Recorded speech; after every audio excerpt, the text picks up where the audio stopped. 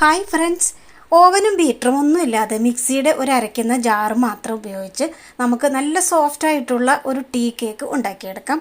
അപ്പോൾ നല്ല സോഫ്റ്റ് ആയിട്ടുള്ള പൈനാപ്പിൾ ഫ്ലേവറുള്ള ഒരു ടീ കേക്കാണ് നമ്മളിന്ന് ഉണ്ടാക്കുന്നത്. അപ്പോൾ എങ്ങനെയാണെന്ന് നമുക്ക് റെസിപ്പിയിൽ കാണാം.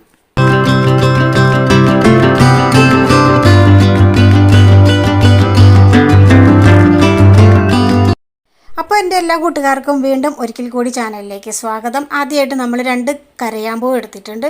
അതൊരു മിക്സിയുടെ ജാറിൽ ഇട്ട് കൊടുക്കുക. ഇനി മെഷർ കപ്പിൽ 1 കപ്പ് നിറയെ ഫുള്ളായിട്ട് നമുക്ക് പഞ്ചസാര ഇട്ട് കൊടുക്കാം.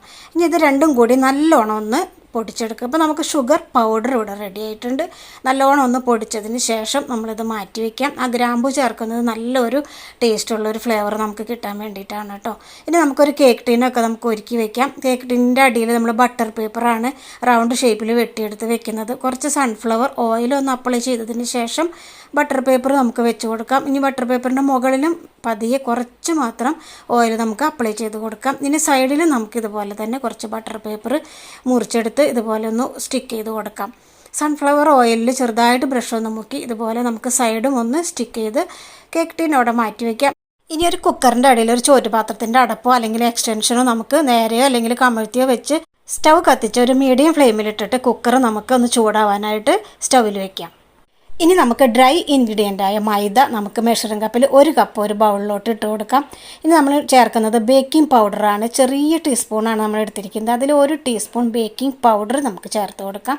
ഇനി നമ്മൾ എടുക്കുന്നത് ബേക്കിംഗ് സോഡയാണ്. അതൊരു 1/4 ടീസ്പൂൺ, അതേ അളവ് ടീസ്പൂണിൽ തന്നെ ഒരു 1/4 ടീസ്പൂൺ ബേക്കിംഗ് സോഡയും ചേർത്തിട്ടുണ്ട്. ഇനി 2 നുള്ള് പിഞ്ച് ഉപ്പാണ് നമ്മൾ ചേർത്ത് കൊടുക്കുന്നത്.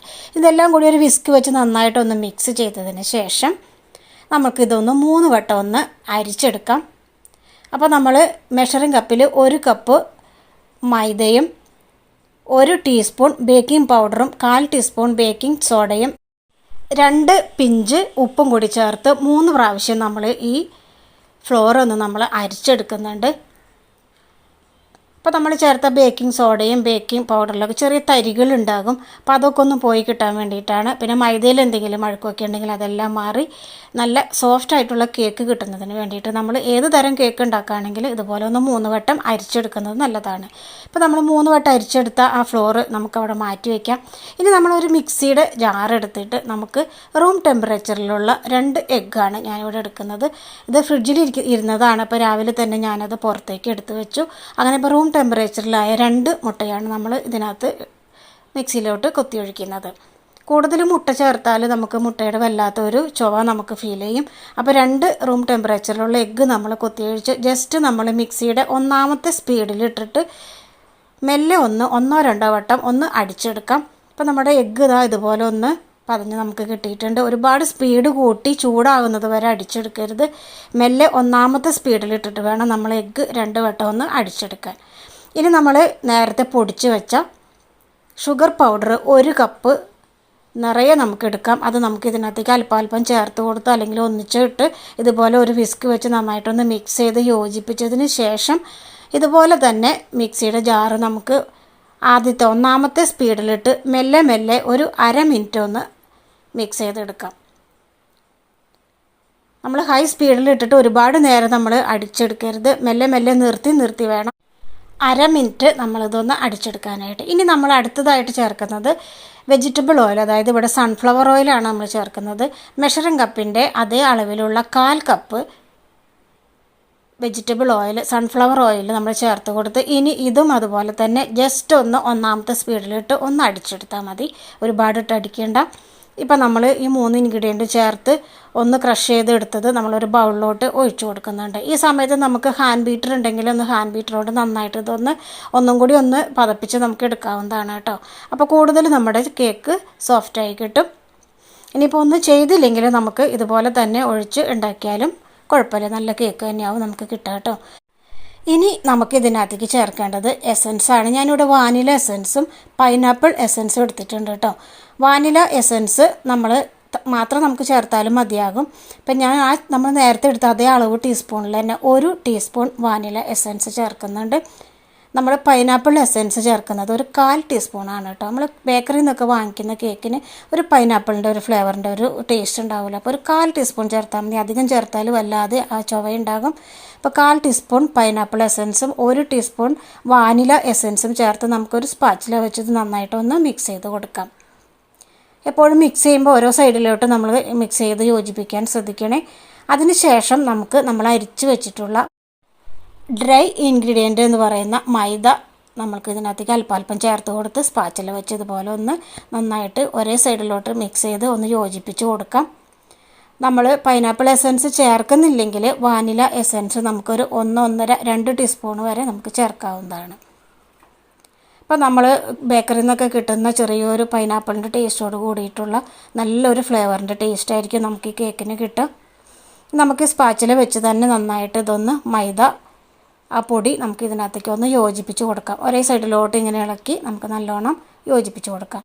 ഇനി നമുക്ക് കേക്കിൻ്റെ ഇടയിലൊക്കെ ഒന്ന് കടിക്കാൻ വേണ്ടിയിട്ട് നമുക്ക് ഏതെങ്കിലും ഡ്രൈ ഫ്രൂട്ട്സൊക്കെ നമുക്കൊന്ന് ചേർത്ത് കൊടുക്കാം കേട്ടോ. വളരെ കുറച്ച് മാത്രം. ഞാനിപ്പോൾ ഇവിടെ 2-3 ടീസ്പൂണാണ് ചെറി നമ്മൾ ചെറുതാക്കി കട്ട് ചെയ്തിട്ട് കുറച്ച് അരിച്ചെടുത്ത മൈദപ്പൊടിയിലൊന്ന് ഡിപ്പ് ചെയ്തെടുത്തതിന് ശേഷം അതും കൂടി നമ്മൾ ഈ ഉണ്ടാക്കി വെച്ച ബാറ്ററിലോട്ട് നമുക്ക് 1-2 ടീസ്പൂൺ ചേർത്ത് കൊടുക്കാം.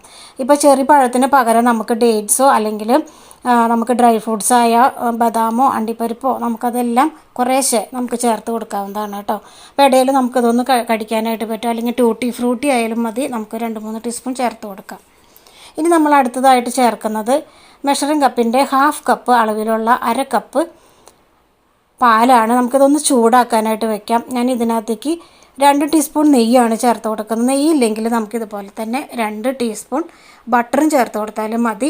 ഇനി ആ നെയ്യായാലും ബട്ടർ ആയാലും നമുക്കിതുപോലെ ഒന്ന് ചൂടായ പാലിനോടൊന്ന് യോജിച്ച് വന്നാൽ മതി. തിളപ്പിച്ചെടുക്കണ്ട കേട്ടോ. നമ്മൾ നേരത്തെ തിളപ്പിച്ച് വെച്ച പാലാണ്. അപ്പോൾ ചെറുതായിട്ടൊന്ന് ഈ നെയ്യ് അല്ലെങ്കിൽ ബട്ടർ ഒന്ന് ചൂടായി മെൽറ്റാവുന്നത് വരെ ചെറിയ ചൂടിലൊന്ന് പാല് ചൂടാക്കിയതിന് ശേഷം ആ ചെറു ചൂടോടെയുള്ള ആ പാല് നമ്മൾ നേരത്തെ ഉണ്ടാക്കി വെച്ച മാവിലോട്ട് ബാറ്ററിലോട്ട് നമുക്ക് ഒഴിച്ചു കൊടുക്കാം. ചെറിയ ചൂടുള്ള പാൽ ഒഴിച്ചെന്ന് വിചാരിച്ച് നമ്മുടെ കേക്കിന് യാതൊരു കുഴപ്പമുണ്ടാവില്ല. നല്ല സോഫ്റ്റായിട്ടുള്ള കേക്കാണ് നമുക്ക് കിട്ടുക. അപ്പോൾ ചെറിയ ചൂടോടെ ബട്ടർ അല്ലെങ്കിൽ നെയ്യ് നമ്മൾ ചേർത്ത പാല് ചേർത്ത് കൊടുത്ത് ഇതുപോലെ തന്നെ 1 സൈഡിലോട്ട് നമ്മൾ നന്നായിട്ട് സ്പാച്ചില വെച്ച് മിക്സ് ചെയ്ത് യോജിപ്പിക്കാം. ഇപ്പോൾ നമ്മുടെ കേക്കിനുള്ള ബാറ്റർ കറക്റ്റ് കൺസിസ്റ്റൻസിയിൽ നമുക്ക് കിട്ടിയിട്ടുണ്ട്. ഇതേ അളവിൽ നമ്മൾ എല്ലാ ഇൻഗ്രീഡിയൻറ്റും ചേർത്താൽ മതി. കറക്റ്റായിട്ടുള്ള പരുവത്തിൽ നമുക്ക് കിട്ടും. ഇനി നമ്മൾ കേക്ക് ടിന്ന് ഇവിടെ റെഡിയാക്കി വെച്ചിട്ടുണ്ട്. ആ കേക്ക് ടിന്നിലോട്ട് നമ്മളുടെ ഈ ബാറ്റർ ഒഴിച്ചു കൊടുക്കാം. ഈ ഒരു കൺസിസ്റ്റൻസിയിലാണ് നമുക്ക് ബാറ്റർ കിട്ടുക. സ്പാച്ചില വെച്ച് നമുക്ക് നന്നായിട്ട് വടിച്ച് ഇതൊന്ന് നമുക്ക് കേക്ക് ടിന്നിലോട്ട് ഒഴിച്ചു കൊടുക്കാം. നമുക്ക് കേക്ക് ടിന്ന് റൗണ്ട് ഷേപ്പിലുള്ളതല്ലെങ്കിൽ നമുക്ക് സ്ക്വയർ ഷേപ്പിലുള്ളത് നമുക്ക് ഉണ്ടാക്കാം. ടീ കേക്കൊക്കെ ഉണ്ടാക്കുമ്പോൾ സ്ക്വയർ ഷേപ്പിലുള്ള കേക്ക് ടിന്നായിരിക്കും എടുക്കുന്നത് നല്ലത്. അപ്പോൾ നമുക്കത് കറക്റ്റായിട്ട് സ്ക്വയർ ഷേപ്പിൽ നമുക്കത് കട്ട് ചെയ്ത് നമുക്ക് എടുക്കാൻ പറ്റും. ഇവിടെ സ്ക്വയർ ഷേപ്പിലോ അല്ലെങ്കിൽ റെക്റ്റാങ്കിൾ ഷേപ്പിലുള്ള കേക്ക് ടിൻ ഇല്ലാത്തതുകൊണ്ട് റൗണ്ട് ഷേപ്പിലുള്ള കേക്ക് ടിന്നിലാണ് ഞാൻ ഉണ്ടാക്കുന്നത് കേട്ടോ. കേക്ക് ടിന്ന് ഒരിക്കലും നമ്മൾ ഫുള്ളാക്കരുത്. കേക്ക് ടിന്നിൻ്റെ ഒരു 1/4 ഭാഗം മാത്രമാണ് ബാറ്റർ ഒഴിക്കാവൂ. ഒരു സ്ക്യൂർ വെച്ച് നമുക്കിതൊന്ന് മിക്സ് ചെയ്ത് കൊടുത്ത് അതിൻ്റെ എയർ ബബിൾസൊക്കെ കളഞ്ഞ് നന്നായിട്ടൊന്ന് ടാപ്പ് ചെയ്ത് കൊടുക്കാം. അതിനുശേഷം നമ്മൾ നേരത്തെ പ്രീ ഹീറ്റ് ചെയ്യാൻ വെച്ച കുക്കറിനകത്തേക്ക് ഇത് ഇറക്കി വെച്ച് 5 മിനിറ്റ് നമുക്ക് ഹൈ ഫ്ലെയിമിലിടാം. ഇതുപോലെ ഒരു മൂടിക വെച്ചൊന്ന് മൂടി കൊടുക്കാം. 5 മിനിറ്റ് ഹൈ ഫ്ലെയിമിലിട്ട് നന്നായിട്ടൊന്ന് ചൂടായി വരും. അപ്പോൾ കുക്കർ നന്നായിട്ട് ചൂടായി 5 മിനിറ്റ് ആയി കഴിയുമ്പോൾ നമുക്കിത് ലോ ഫ്ലെയിമിലോട്ട് മാറ്റി വയ്ക്കാം. ലോ ഫ്ലെയിമിലിട്ട് കഴിഞ്ഞാൽ നമുക്ക് ഒരു മൂടിയും കൂടി വെച്ചൊന്ന് അടച്ച് മൂടി വെച്ച് ഒരു 15 മിനിറ്റ് ലോ ഫ്ലെയിമിലിട്ടതിന് ശേഷം നമുക്കൊന്ന് തുറന്ന് നോക്കാം. അപ്പോൾ 15 മിനിറ്റിന് ശേഷം തുറന്ന് നോക്കി നമ്മൾ നന്നായിട്ട് കേക്ക് നല്ലോണം പൊങ്ങി വന്നിട്ടുണ്ട്. നമുക്കൊരു സ്ക്യൂർ ഉപയോഗിച്ച് കുത്തി നോക്കാം. ഈ സ്ക്യൂറിൽ പറ്റി പിടിക്കുന്നൊന്നുമില്ലെങ്കിൽ കേക്കിൻ്റെ നടുഭാഗമൊക്കെ നന്നായിട്ട് വെന്തിട്ടുണ്ടെന്ന് നമുക്ക് മനസ്സിലാക്കാം. അപ്പോൾ കേക്ക് നന്നായിട്ട് വെന്തിട്ടുണ്ട്. അങ്ങനെ വെന്തതിന് ശേഷം 1 മിനിറ്റും കൂടി ഞാനിതൊന്ന് അടച്ച് വെക്കുന്നുണ്ട്. അതിന് ശേഷം നമുക്ക് സ്റ്റവ് ഓഫ് ചെയ്ത് ഇറക്കി വയ്ക്കാം. ഇപ്പോൾ ടോട്ടൽ ഒരു 26 മിനിറ്റ് കൊണ്ട് നമുക്കിവിടെ കേക്ക് റെഡി ആയിട്ടുണ്ട് കേട്ടോ.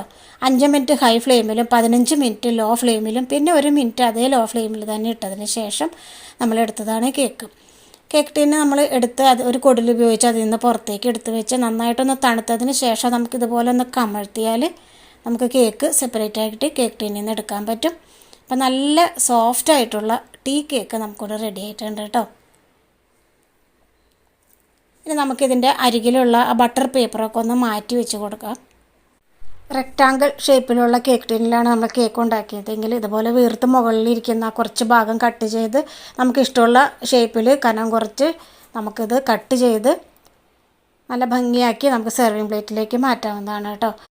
എത്ര സിമ്പിളായിട്ടാണ് നമ്മൾ ഈ ടീ കേക്ക് ഉണ്ടാക്കിയത്. അപ്പോൾ എല്ലാവരും ഒന്ന് ട്രൈ ചെയ്ത് നോക്കി നിങ്ങളുടെ ഫീഡ്ബാക്കൊക്കെ ഒന്ന് അറിയിക്കണേ. നമുക്ക് നമ്മുടെ കേക്ക് ഒന്ന് കട്ട് ചെയ്ത് നോക്കാം കേട്ടോ. ഞാനിപ്പോൾ ഒരുപാട് പീസസ് ആക്കുന്നില്ല, രണ്ടാക്കി ഒന്ന് കട്ട് ചെയ്യുകയാണേ. നമുക്ക് ഇഷ്ടമുള്ള ഷേപ്പിൽ ചെറുതാക്കി നമുക്ക് ഇത് കട്ട് ചെയ്ത് നമുക്ക് സെർവിങ് ഡിഷിലേക്ക് മാറ്റാവുന്നതാണ്. ഇപ്പോൾ രണ്ടാക്കി നമ്മൾ കട്ട് ചെയ്തിട്ടുണ്ട്. നല്ല സോഫ്റ്റാണ് കേട്ടോ, നല്ല പഞ്ഞി പോലെ നല്ല സ്പോഞ്ചി ആയിട്ടുള്ള ടീ കേക്കാണ് നമ്മൾ ഇവിടെ ഉണ്ടാക്കിയിരിക്കുന്നത്. അപ്പോൾ ഓവനും ബീറ്ററും ഒന്നും ഇല്ലയെന്ന് വിചാരിച്ച് ആരും ഇനി കേക്ക് ഉണ്ടാക്കാതിരിക്കരുത് കേട്ടോ. ഓവനും ബീറ്ററും ഒന്നും ഇല്ലെങ്കിൽ മിക്സിയുടെ ജാറ് മാത്രം നമുക്ക് മതി. ഇതുപോലെ നല്ല സോഫ്റ്റായിട്ടുള്ള ടീ കേക്ക് ഉണ്ടാക്കിയെടുക്കാം. അപ്പോൾ എല്ലാവരും ഇതുപോലെ ഒന്ന് ട്രൈ ചെയ്ത് നിങ്ങളുടെ ഫീഡ്ബാക്ക് ഒന്ന് കമൻറ്റ് ബോക്സിൽ ഇട്ടേക്കണേ. കൂടാതെ നമ്മുടെ ഇന്നത്തെ റെസിപ്പി ഇഷ്ടമായാലും ഒന്ന് ലൈക്ക് ചെയ്യാനും അതുപോലെ തന്നെ സബ്സ്ക്രൈബ് ചെയ്യാത്തവരാരെങ്കിലും ഉണ്ടെങ്കിൽ ഒന്ന് സബ്സ്ക്രൈബ് ചെയ്യാനും മറക്കരുത്. അപ്പോൾ thanks for watching. See you next video. Bye by.